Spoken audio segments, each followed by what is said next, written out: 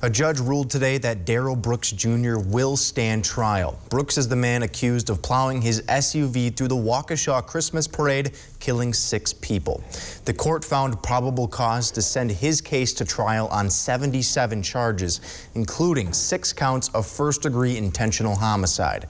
The 39-year-old Brooks would face mandatory life in prison if he's convicted on even 1 count.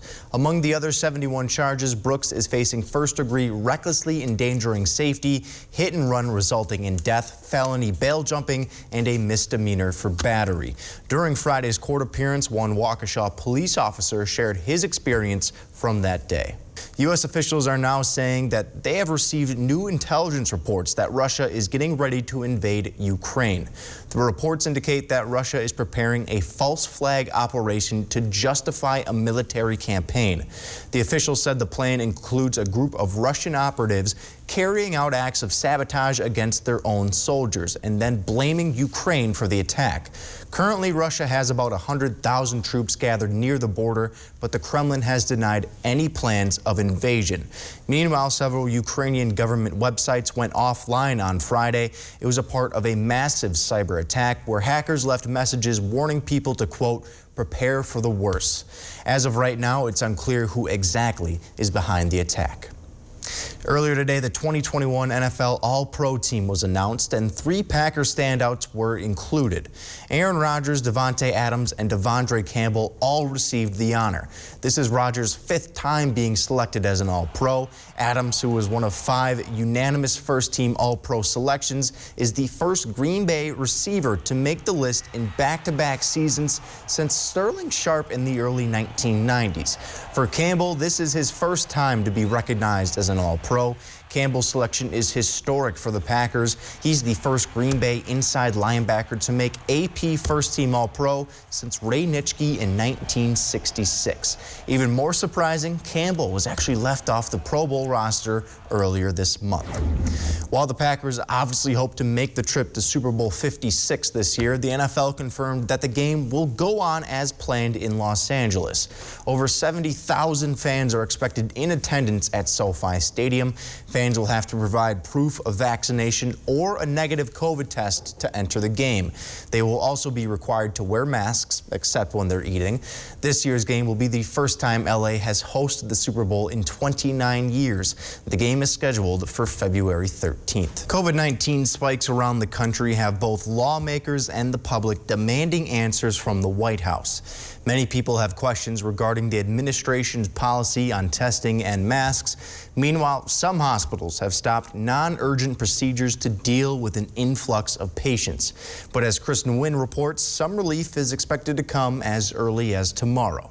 Thursday marks 2 years since the first case of COVID-19 was confirmed in the U.S. It happened in Washington state, and it came just 2 weeks after the disease was first identified in China. Since that initial case, more than 68.5 million people have tested positive across the country. Also, the infection has claimed more than 855,000 American lives. The pandemic has also impacted almost every aspect of people's everyday routine since sweeping across the country soon after that first case just 2 years ago. The CDC is now predicting an uptick in COVID-19 deaths over the next month. They published their latest forecast on Wednesday, and in that report, the agency predicted more than 61,000 people could die from COVID over the next 4 weeks. That would average out to more than 25,000 per day and would also be above the current average daily death toll. Experts are expecting the rate of deadly cases to slowly rise for the first 3 weeks before dropping in the final week of their projection. We're continuing now to learn more about the transmission of the coronavirus between passengers on an airplane. A new study published in the journal Indoor Air simulated the transmission of the virus on 2 international flights. The research generated droplets of COVID by having an infected person cough, talk, and breathe in the airline's cabin. They also found that the coronavirus traveled with the cabin's air distribution and was then inhaled by other passengers. The study notes that wearing masks helped reduce the risk of exposure on flights. United Airlines say the surge in COVID-19 infections will further delay its recovery from the pandemic. The Chicago-based airline said the Omicron variant has affected bookings in the near term. As a result, United will scale back its schedule in the first few months of the new year, and they will fly less than they did in 2019. Still, the airline said the bookings for spring and the summer do remain strong. The number of Americans applying for unemployment benefits rose for a third straight week. The Labor Department reports that jobless claims rose to 286,000. That's 55,000 more than their previous reports. It also marks the highest number of new claims since October. The 4-week average, which helps to correct for weekly discrepancies, is 231,000, the highest since November. Experts say the rise in COVID cases is a key factor for the disappointing claim numbers. Closer to home, Wisconsin's unemployment rate hit the lowest number in state history.